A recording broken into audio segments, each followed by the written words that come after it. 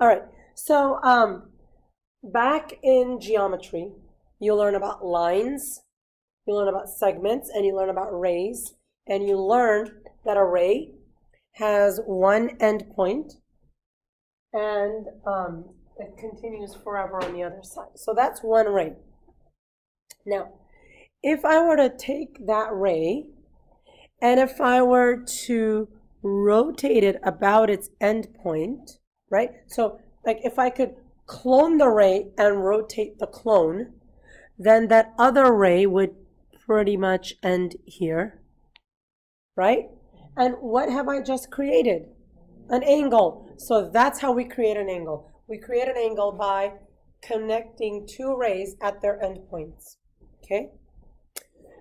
The starting point, that line, the starting ray is called the initial side.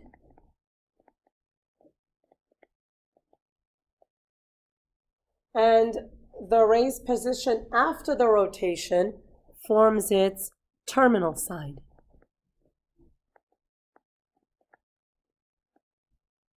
Okay, and you can see here a diagram. The point where the two endpoints meet, that's the vertex. Okay, now you can have an angle anywhere in space. You can rotate it any which way you want, but the minute you take it and you put it on a coordinate plane, you know, the x and y axis, that's when we can use it in mathematical problems.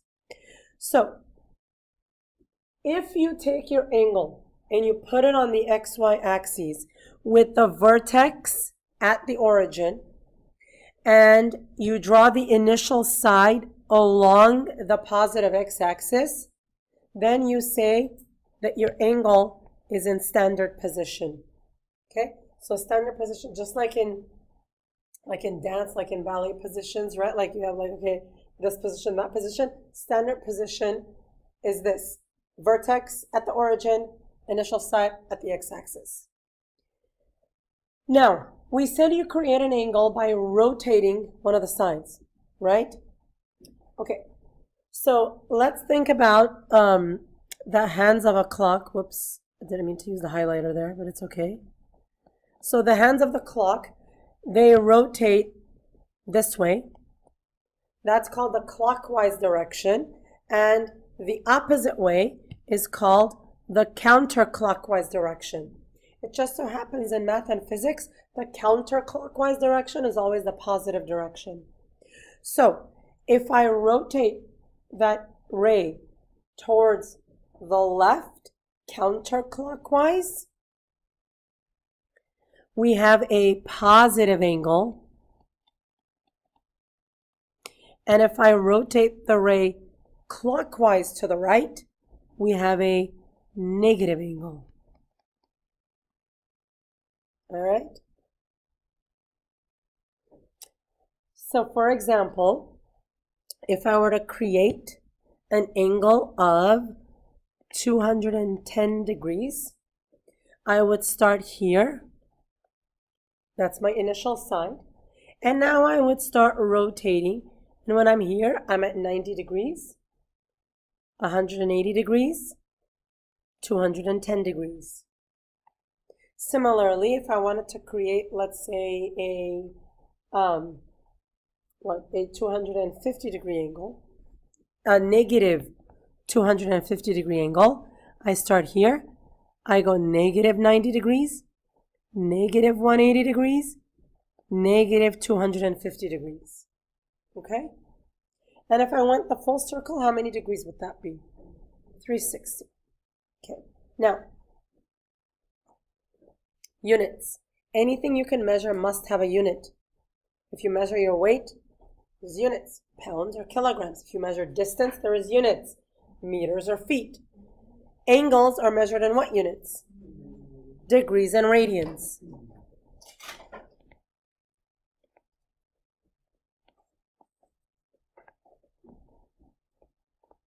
Okay?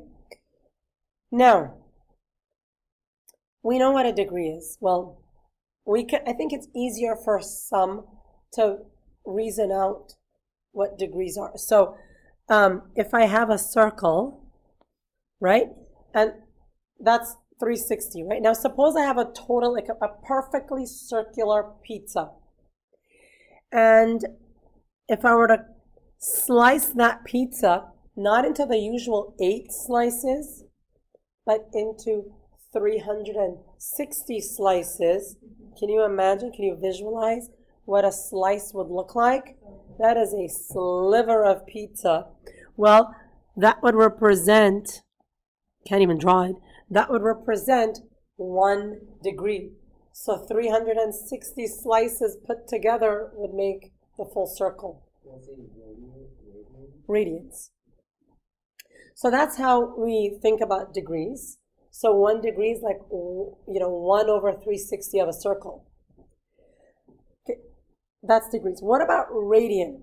Now, suppose at the school we had a circular track, like for track and field, but it was like a perfect circle because we just love circles. But we kind of love, we do like circles here, right? Like circle of friends. Okay, so suppose going with that theme, we had a circular track. Why not? The math department would get in on it. Now suppose the radius of that track was 10 meters. So 10 meters, if you think if the average person is under 2 meters, so that's like, 5 or 6 people lying back to back like this. So that's a pretty large field. Now, suppose your coach, this is you, okay? Your coach slaps a pedometer on you and says, okay, you're going to walk around this track the same distance as is the radius. So how many meters are you going to walk? 10 meters. So you're going to walk 10 meters. We walk 10 meters, and the minute you hit 10 meters, it beeps, and you stop. So that's where you are at 10 meters. You look back at the center of the circle, and look, you've created an angle, right? How did you create that angle? You created that angle by walking the same distance as is the radius. That angle that you've created is 1 radian. Okay? So when the distance you walked is the same as the radius, that's 1 radian. Now, what if you continued and you walked 20 meters? How much of an angle have you created? 2 radian. If you walked 30 meters, how much of an angle? 3 radian, right? So it's the distance you walk, it's the ratio of how much you walked to the radius. 20 over 10, 2 radian. 30 over 10, 3 radian. Now, what if your pedometer beeped the minute you walked 31.4 meters? How many radian would that be? So it's the distance you walked divided by the radius. 10. Yeah. It's 3.14, which is pi. You see that? That's where it comes from. So that's how the Greeks figured it out, because they kept looking at different sized circles, and the distance around divided by the diameter was always the same ratio, 22 over 7, 22 over 7, 22 over 7, which is 3.14159, da-da-da-da-da. Okay? So that's what pi is. So now, if you walk the entire circle then, how many radian have you created? If this is pi, you walk the entire circle 2 pi. Okay? So the ratio of how much you walked divided by the radius is the angle in radian. Okay? Isn't that kind of cool? That's pretty cool. Like, this is like Jeopardy stuff. If you guys are ever on Jeopardy, you got to give me like on-air credit. Okay? All right. So that's what radian is, and that's what this says. For 3 to equal 1 radian, you have to rotate so that the length of the arc equals the radius. Okay. Now, the distance that we walk, we label that S. And what symbol do we use for radius? That's R. So S over R is the angle. S over R is the angle, and that's what that says here. S over R is the angle. Okay? Now, we have to go back and forth between degrees and radians sometimes. So for that's why I take so much time in going over this circle and the pi and the this and the that. So now, if I walk half the circle, we just realized that that makes an angle of pi. In degrees, how much is that? Half the circle. How much? 180. So we just figured out on our own that pi and 180 are equivalent. And if you take that with you, then wherever you are, whether you're standing in line to get lunch or you're on the bus to go home, you can always convert between radian and degrees. That's all you need is pi and 180. In fact, that's what this says, but it's too many words, it's too many symbols, and all it says is pi is the same as 180. So we're just going to use that. You can ignore that whole thing. So let's convert here. Okay? To convert, I think this is consistent with what you do in your science classes. I do times and a fraction bar. Now, my conversion is that pi and 180 degrees are the same. Now, if I have 210 degrees, degrees is on top here, it goes on the bottom here. Okay? And now I have one place to put the pi here. I can't possibly put it anywhere else. With this, you just simplify, however you're used to simplifying. Equal numbers of zeros always go away. So I have 21 over 18 pi. So that's, if you divide by 3, how much? 7 over 6 pi. All right. Does that make sense? All right. Now let's convert the other one. Times and a fraction bar.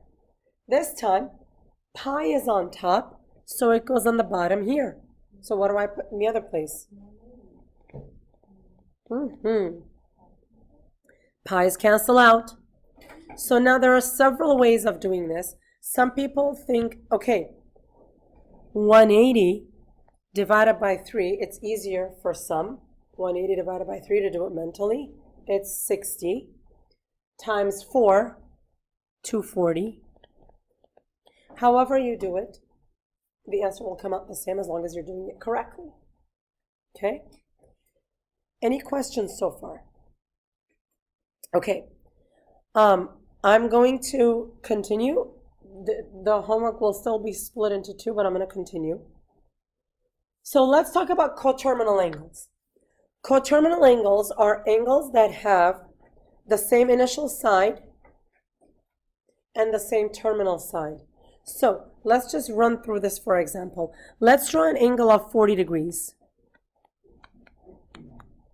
Initial side, by the way, if you want to draw angles, this is how we're going to draw them. Initial side, 40 degrees, I go up a little bit like that. So that's 40 degrees. Okay? We're going to put that arrow, the arced arrow. So that's 40 degrees. Now in blue, I want to draw 400 degrees on the same set of axes. I start here. I go around 360. How much more do I need to go to make it 400? 40 more. Oh my God. What happened? It overlaps. One is 40, one is 400. They start and end at the same place. They're coterminal angles. Okay? So, when I start at the 40, how much do I need to go to get back to the same place?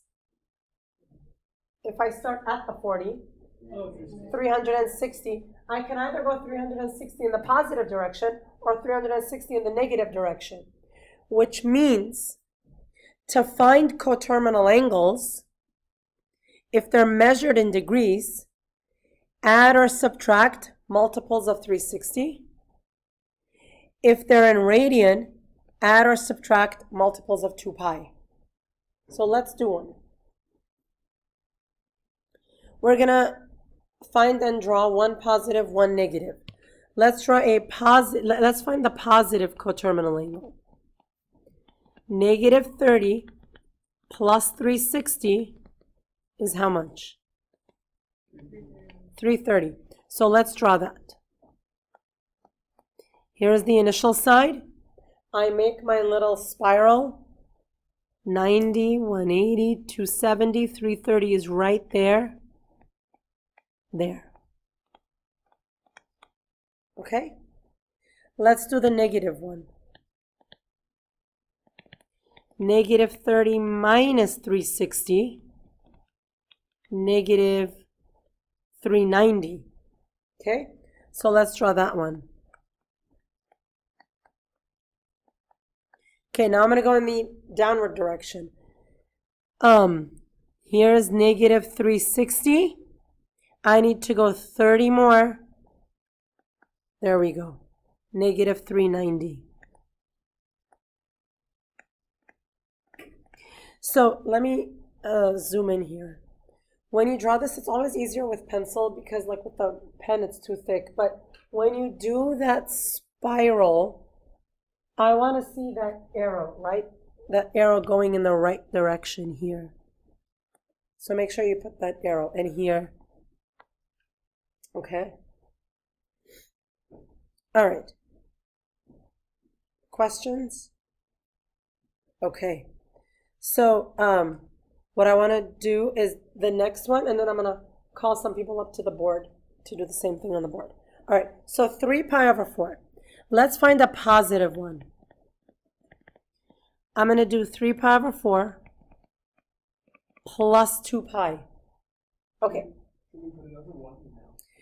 So it's up to you. My quick, easy way to add a fraction and a whole number is this. I'm going to end with a fraction, and miraculously the denominator is going to be the same as this denominator, 4. So what I do is this.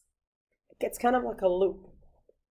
I multiply this way. 4 times 2 pi. What does that give me?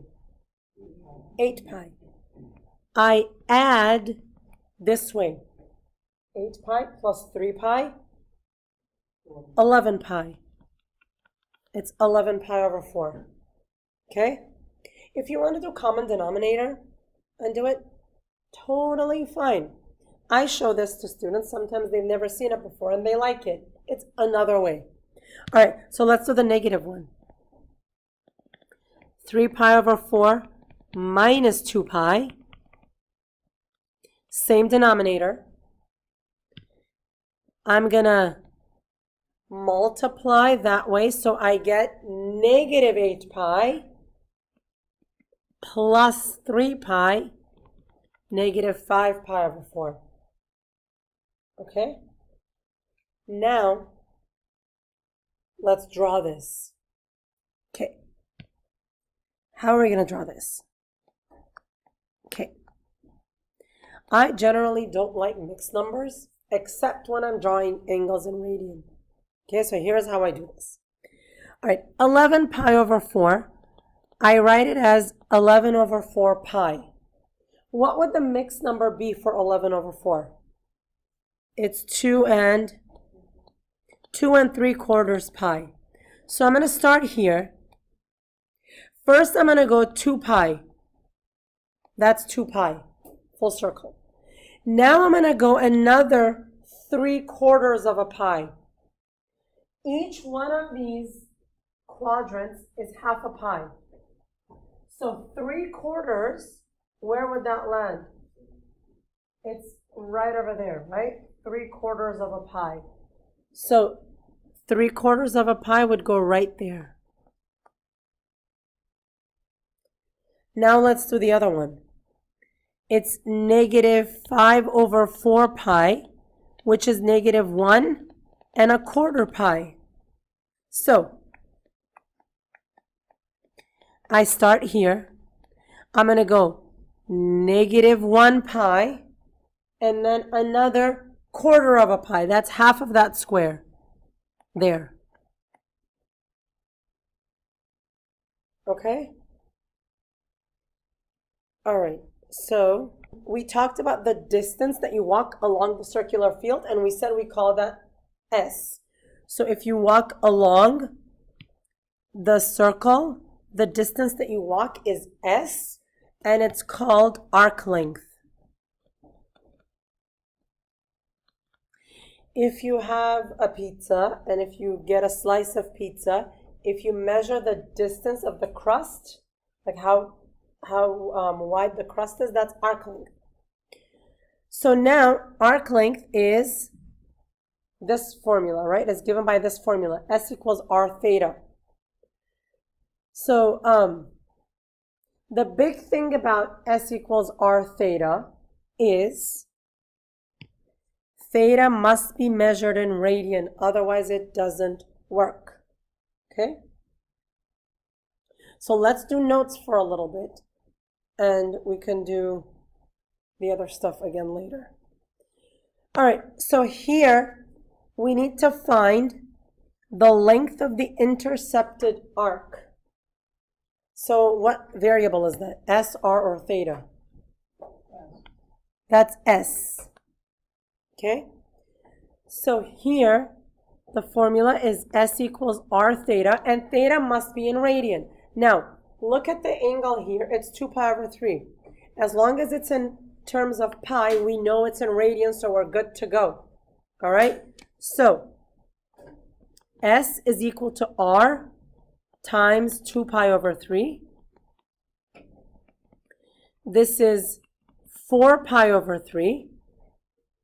And now it says to round to the nearest tenth, so I need to put this in my calculator. As 4 pi over 3. No, because it's in radian. 180 would be in degrees. So it would be 4.2. Okay, and if there are units, you put units. If there are no units, you don't have to. Questions? Okay. Okay, so in this case, I have my angle given in degrees, which is no good. I need to convert it. So theta is 135 times, how am I going to convert it? Degrees are on top. Where do degrees go in the fraction? Bottom. Pi. All right? Now, so look, in this case, you're going to use it in another step. So you don't have to go and simplify all the way. I'm fine if you just leave it as 135 pi over 180. Or if you want to simplify to 3 pi over 4, that's fine as well.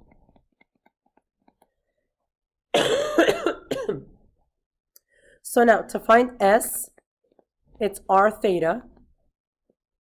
R is 0.5 feet.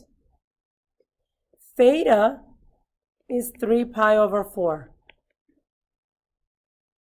So now, I'm going to multiply 0.5 times 3 times pi and divide all of that by 4. Okay? And that'll give me 1.2 feet. So remember, if you're given units, you must include units in the problem.